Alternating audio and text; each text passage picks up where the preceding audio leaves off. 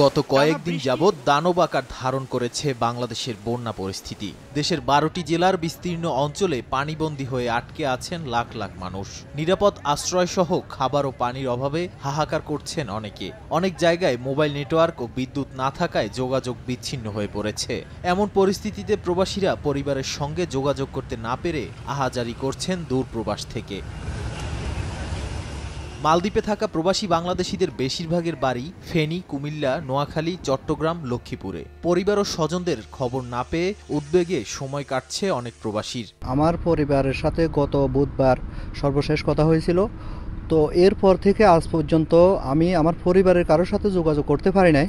এখন ওরা কি খাচ্ছে বা পানি আছে কিনা এই কোনো ধরনের তাদের সাথে আমরা যোগাযোগ করতে পারতেছি না। আজ ৩-৪ দিন হলো পরিবারের কারোর সাথেই যোগাযোগ করতে পারতেছি না, ফোনে কোনো সংযোগ পাচ্ছি না, খুব কষ্টে আছি।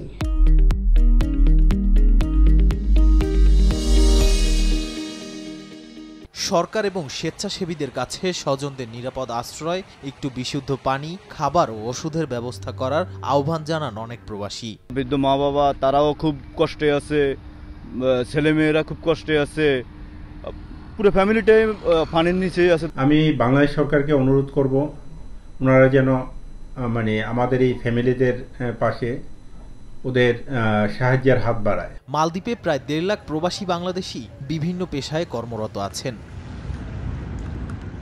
সময় সংবাদ, মালদ্বীপ।